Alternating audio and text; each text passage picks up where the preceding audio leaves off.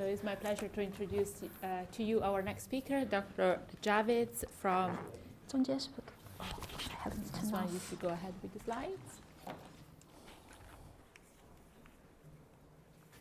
Yeah.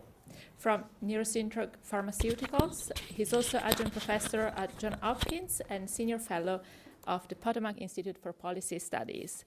So from neurotoxicity to neuroplasticity, a life-saving drug that must be used with respect. Thank you. So thank you. It's really an honor to be here. And many of you have wondered whether they invited the wrong Javitt by accident, because there is a member of my family who's pretty well known in psychiatry. So it's worth explaining how I wound up here. And this is Mitchell Max, who was my first chief resident in neurology and first person who really made neuroscience make sense to me. And Mitchell was summa cum laude at Yale College. He was AOA at Harvard Medical School, went on to a distinguished career at the NIH, built the whole pain control research program, youngest person ever to win the Surgeon General's Citation Medal, the NIH Director's Award. And in 2009, Mitchell came to me and said that he was suffering from an episode of bipolar depression. He told me he was seeing the chairman of psychiatry at University of Pittsburgh and had started taking Zoloft, and everybody thought he was going to do just fine. Well, he went back because the Zoloft hadn't worked very quickly, so they tripled the dose, and within 3 days he hanged himself. So, my assignment for this talk was to start to bridge from the habenula to some of the humanity of what we're doing and how important what we're doing is. Because indeed, 3.4 million Americans make a plan to kill themselves every year, and the people who are most susceptible are those with bipolar depression. In fact, if you know 2 people with bipolar depression, 1 will attempt suicide. If you know 5 people with bipolar depression, at least on average, 1 of them will succeed. So, what we're doing is really life and death. I don't know of another disease that's as immediately lethal as this one. It's certainly more lethal than breast cancer or just about any other malignancy we know of. So there are 5 points I'd like to make. One is that ketamine clearly is the first drug that's demonstrated to reverse symptoms of acute depression and suicidality. And that approval of ketamine by the FDA, by the European Medicines Authority, worldwide approval of ketamine is critical to patient access, because without approval, there's no financial coverage for ketamine, and approval requires both data and chemistry. So I've brought some of the data to talk about, but in order to actually get ketamine approved, somebody has to show up at the FDA with a bottle full of the stuff and say, we've made 3 batches of it, and it's stable for 2 years, and here's how we can prove it, and here's all the CMC. And without that, there's no conversation to be had with the FDA about approving ketamine. So that's where we come in. The third point is that the effect of ketamine, at least in our view, is too short-lived for ketamine to be long-term successful as monotherapy. Extraordinary induction drug, but not necessarily the long-term treatment that we need. Because ketamine's addictive, there's evidence that within 6 months it can become neurotoxic. It's certainly less harmful to the brain, or seems to be, than ECT. It's certainly less harmful to the brain than death by suicide, but it's not necessarily a benign drug. And the fifth point is that non-toxic replacement therapies are urgently needed, together with perhaps adjunctive therapies that may extend ketamine's effect. So, as you know, there's no FDA-approved medication today for acute suicidality.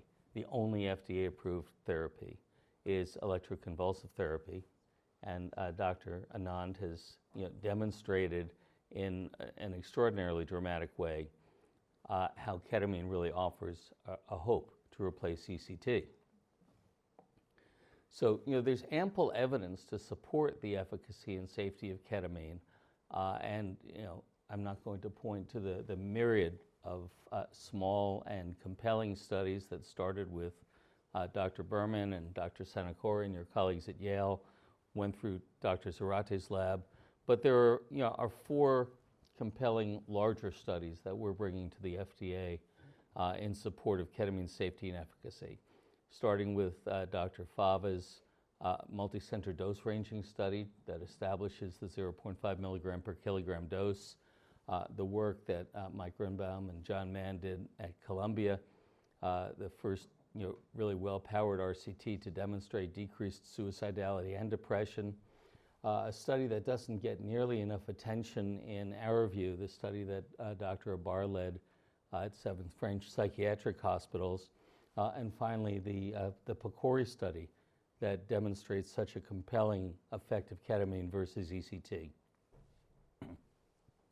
And as we look at the basic science associated with ketamine, perhaps the most compelling basic science data we see is the work that came out of Connor Liston's lab, showing that at high levels of NMDA activity, you really have loss of neuroplasticity, of synaptic plasticity. And as you add ketamine, all of a sudden you see neurons sprouting, connecting one neuron to the next.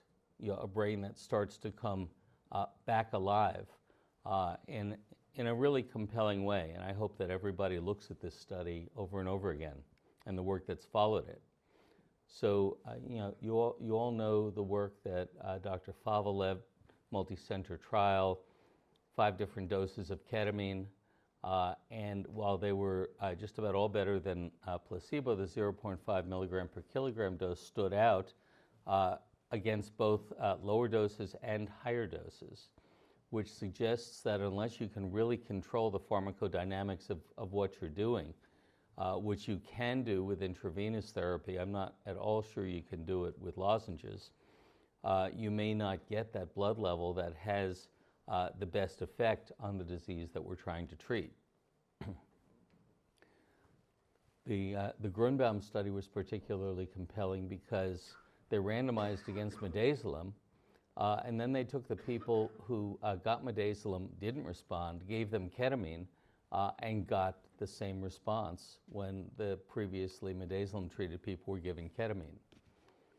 And of course, the Fava study is dramatic in that they took inpatients at 7 French hospitals, people who were admitted for suicidal depression, randomized them to ketamine versus placebo, and not only demonstrated a compelling, statistically significant difference across the board, but demonstrated in a way that I don't think anybody else has demonstrated that people with bipolar depression had 14-fold improved odds of remission compared to other patients. That there's something about bipolar depression that may make it uniquely susceptible to NMDA antagonist therapy. And finally, this study, to me, is a shot heard around the world. When the only approved therapy is electroconvulsive therapy, and all of a sudden you can show that ketamine achieves its non-inferiority endpoint, but on post-hoc analysis, it has a better effect on depression than ECT and has none of the memory loss or other toxic side effects. That's an extraordinarily dramatic finding and one that we're going to hear more about later in the conference. So, all of you, because, I don't have the standing to say this, but, all of you have said, very clearly in the literature that, this is a treatment whose time has come, at least in terms of treating acute suicidality, treating acute depression, and stabilizing people who are otherwise at risk of death. The problem is without FDA approval, the only people who are going to get treated are people who can afford to pay for it out of pocket. So what's needed is the safety and efficacy data, and FDA doesn't read the medical literature. As a matter of policy, doesn't read the medical literature. The only way FDA can look at data by law is if somebody takes the patient-level data, puts it into the electronic form that FDA requires, submits it through the electronic gateway, which takes many dollars of reprogramming and formatting, And at that point, FDA is able to look at data, and that's what we're doing. But you also have to have a drug to ask for a label on a drug. You can't just walk in with a bottle of Ketalar and say, give me permission to use this for depression. So we've stood up manufacturing. We've stood up chemistry. We're about 3 months away from having enough stability to go to FDA with a new drug application.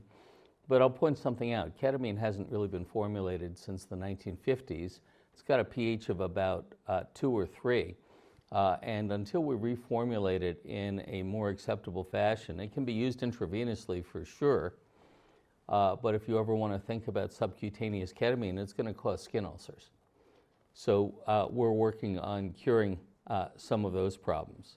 And of course, FDA requires a global overview of safety. Somebody has to work on labeling. And then I'm hoping that many of you will help us develop a REMS program, a risk evaluation mitigation strategy that will be acceptable to FDA. And until that happens, ketamine continues to be something that is available to those who can pay out of pocket and may possibly become less and less available, because just because you can say to the FDA, well, I'm doing this under the good practice of medicine, you can't necessarily say that to the DEA. And ketamine is a Schedule III drug. The DEA is getting particularly and increasingly unhappy about some of the ways ketamine is showing up in the news. And if you talk to people who have ketamine clinics out there, you'll find that it's not as easy for them to order a vial of ketamine as it was a year ago. So regulation is critical. So when we say the effect of ketamine is too short-lived for monotherapy, I'm not a psychiatrist, so I don't treat patients, but I'm involved in the care of somebody right now who showed up with suicidal depression. I was able to help that person get to a very good practitioner in Washington. Ketamine made a change within a day, but within a couple of weeks, he was back, suicidal again. Same thing, another round of ketamine, another remission. A couple of weeks later, he was back. The third time, I convinced the psychiatrist involved to try cycloserine, and that person's now been stable for the last 4 weeks. So the ketamine effect is magic, but we really need ways of continuing that ketamine effect. And we need a way of continuing that ketamine effect, recognizing that ketamine is not a benign drug. So we've known since the 1990s that ketamine had the potential to be neurotoxic, only reported that. People talk about only lesions. The problem is that looking at neurotoxicity in cells and small mammals isn't all that convincing. And people always doubt the correlation between morphologic and functional changes. And doing randomized controlled trials in primates is just about impossible in many Western countries these days. But once you see a couple of studies that I'm about to show you, it's very hard to unsee them. So here's a 10-week study in rhesus monkeys. And the dose got up to 1.6 milligrams per kilogram daily versus placebo. And what you can see is a dramatic increase in psychotic behavior, biting, screeching, kicking, things that rhesus monkeys don't necessarily do compared to monkeys who were treated with placebo, and substantial weight loss. And on pathology, you see evidence of apoptosis and necrosis of cortical cells. And it's extraordinarily hard to see this stuff on a Kodachrome. Well, people don't have Kodachromes anymore. It's extraordinarily hard to see this stuff on an image. And I've sat at the microscope with the neuropathologist who consults for us, spent 4 hours really learning how to see this under the microscope, under high mag, and it's pretty compelling once you see it. Once you've seen it, you can't unsee it. And similarly, Here's a study in cynomolgus monkeys, 6 months of dosing ketamine 1 milligram per kilogram with tunnel staining, which is a little bit better for recognizing neuronal cell loss. And up to 3 months, no difference between ketamine and placebo. But once you're past 3 months, you do start to see neuronal changes. And those are things that we probably need to pay a lot more attention to and maybe find a way to do some long-term randomized primate studies in Western countries, even though society is so much against it, because we're talking about treating a disease that people are going to have for much of their lives with a drug that perhaps shouldn't be given for too many months at a time. The NIH has started to acquire evidence from neuroimaging and behavioral change studies in human beings, and the FDA has some primate data that still hasn't been published. So I think as we focus on the extraordinary benefits of NMDA antagonist therapies, particularly ketamine, we have to be cognizant of the fact that this is not necessarily a benign thing to do to the brain long term, and really need to focus perhaps on other ways of manipulating the NMDA receptor. Remember, ketamine is a direct channel blocker. For those of you who don't know the backstory, Dan Javitt was sitting at the Bronx Psychiatric Center in 1987 looking at a parade of people who thought they smoked a joint and had actually been given angel dust against their knowledge, woke up at a psychiatric facility, and Dan was the one who decided to ask the question, well, what is it about phencyclidine that causes psychosis? Where does it bind in the brain? And that's how this whole NMDA effect got discovered in the first place. But it really is time to think about how else can we manipulate the NMDA receptor.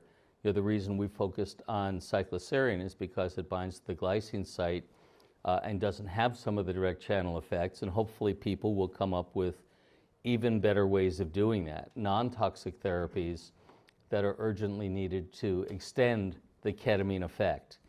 So, certainly new drugs is one way to go, and I'm going to talk about digital therapeutics because it is something that hasn't really lived within the civilian world, but I'm going to show you why it might need to.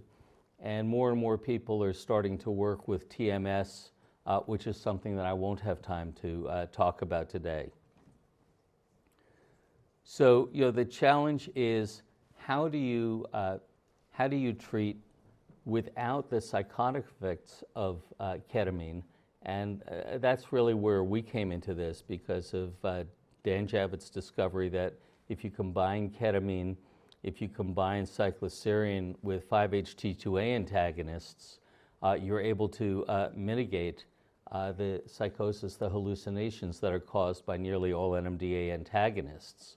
And this is a paper that we published with Andy Nirenberg as PI, showing that if we induce remission with ketamine and then give people D-cycloserine plus lurasidone, we're able to maintain that ketamine effect, whereas lurasidone alone, that ketamine effect wears off within a week or two. Well, so if we know that the ketamine effect is not going to last very long unless you keep giving it, and there are problems with continuing to give it, then what else might we do?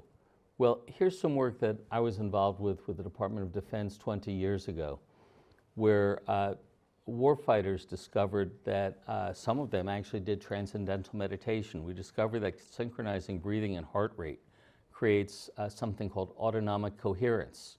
And we actually built a video game that taught people to do that and proved in a combat simulator that people came out with, first of all, better performance. They were more likely to shoot bad guys, less likely to shoot friendlies, had much lower levels of combat stress, lower levels of serum cortisol, and other indicators of stress.